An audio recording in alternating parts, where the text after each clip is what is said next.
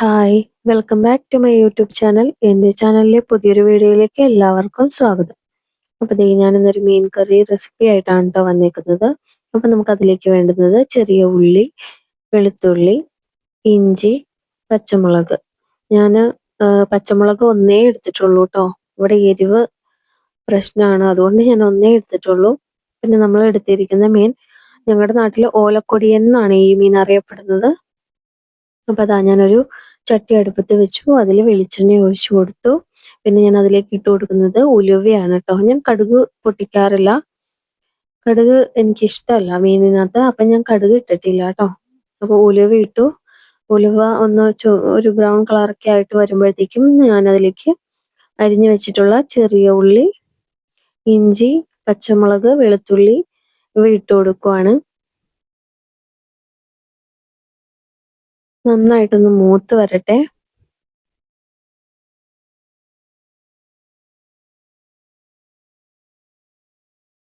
ഈ മീനിന് ഞങ്ങളുടെ നാട്ടിൽ ഓലക്കൊടിയൻ എന്നാണ് ട്ടോ പറയുന്നത്. മറ്റുള്ള നാടുകളിൽ എന്താണ് ഇതിന്റെ പേര് എന്ന് എനിക്കറിയില്ല. പിന്നെ ഞാൻ ഈ മീനാണെങ്കിൽ ഇങ്ങനെ കഷ്ണമായിട്ടാണ് കണ്ടിട്ടുള്ളത്. ഫുള്ളായിട്ടുള്ള ഒരു മീൻ ഞാൻ കണ്ടിട്ടില്ല. അതുകൊണ്ട് നിങ്ങളുടെ നാട്ടിൽ ഈ മീനിന് എന്താ പറയുന്നതെന്ന് എനിക്കറിയില്ല. അപ്പോൾ ഇതാ ഞാൻ അതിലേക്ക് മഞ്ഞൾപ്പൊടി ഇട്ട് കൊടുക്കുന്നുണ്ട്, മുളക് പൊടി ഇട്ട് കൊടുക്കുന്നുണ്ട്.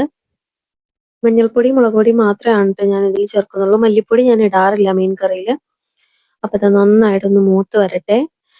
മൂത്ത് വരുമ്പോഴത്തേക്കും നമുക്കതിലേക്ക് ആവശ്യത്തിന് വെള്ളം ഒഴിച്ചു കൊടുക്കാം. ആ പൊടികളുടെയൊക്കെ ഒരു പച്ചമണം മാറുന്നത് വരെ നമുക്കതൊന്ന് ചൂടാക്കിയെടുക്കാം.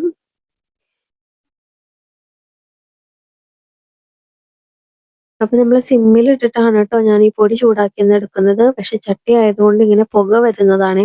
അപ്പോൾ അതാ നമ്മൾ അതിലേക്ക് ആവശ്യത്തിന് വെള്ളം ഒഴിച്ചു കൊടുക്കുവാണ് കേട്ടോ.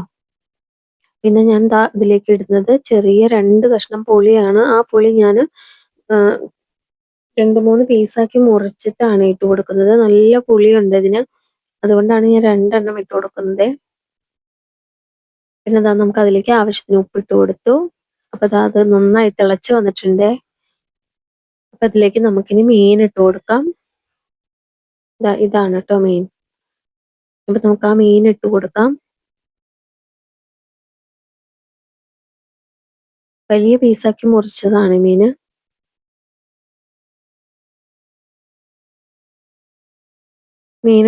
മീനൊന്ന് തിളച്ച് നന്നായിട്ട് വേവട്ടെ. വെന്ത് വരുമ്പോഴത്തേക്കും നമ്മുടെ മീൻ കറി സെറ്റ് ആവും. ഇതിൽ നമുക്ക് ഉപ്പ് കുറവാണ്, പുളി കുറവാണോ എന്നൊക്കെ നമുക്കൊന്ന് നോക്കാം. അതിനുശേഷം നമുക്കതൊക്കെ ആവശ്യമായിട്ട് വരുവാണെന്നുണ്ടെങ്കിൽ നമ്മളതൊക്കെ ചേർത്ത് കൊടുക്കാം കേട്ടോ. മീൻകറി നന്നായിട്ട് വേവട്ടെ. ഞാൻ മൂടി വെച്ച് വേവിക്കുന്നുണ്ട്. കുറച്ചു നേരം തിള വരുന്നവരെ തുറന്നു വെച്ച് വേവിച്ചിട്ട് തിള വന്നു കഴിയുമ്പോഴത്തേക്കും ഞാൻ അടച്ചു വെച്ച് വേവിക്കും.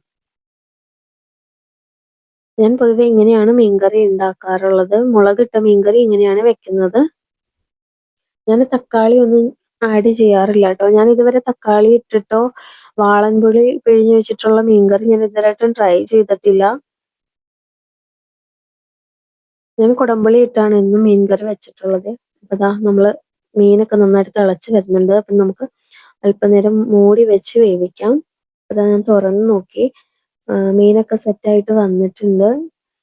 ഒരല്പനേരം കൂടെ ഇരുന്ന വെള്ളമൊക്കെ ഒന്ന് വറ്റണം. കുറച്ച് വെള്ളം വറ്റാനുണ്ട്. ഈ ഒരു ടൈമിൽ ഉപ്പ് പാകാണോ പുളി പാകാണോ എന്നൊക്കെ നമുക്ക് നോക്കാം. ഈ മീൻകറി നല്ല കപ്പയൊക്കെ കൂട്ടി കഴിക്കാൻ നല്ലതാണ് കേട്ടോ. നല്ല ടേസ്റ്റുള്ള മീനുമായിരുന്നു ഇത്. കപ്പ കൂട്ടി കഴിക്കാൻ ഇങ്ങനത്തെ മീൻ ചാറ് സൂപ്പറാണ്.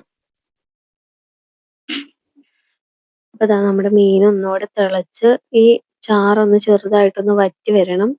അപ്പോഴേക്കും നമ്മുടെ മീൻ കറി സെറ്റാവും. പിന്നെ കറിവേപ്പില കൂടി ഇട്ട് നമുക്ക് മീൻ വാങ്ങാം. അപ്പോൾ ദാ എൻ്റെ ഈ ഒരു ചെറിയ വീഡിയോ ഇത്രയേ ഉള്ളൂ. നിങ്ങൾക്ക് എൻ്റെ വീഡിയോ ഇഷ്ടപ്പെട്ടാൽ ലൈക്ക് ചെയ്യാനും കമൻറ്റ് ചെയ്യാനും സബ്സ്ക്രൈബ് ചെയ്യാനും മറക്കരുതേ.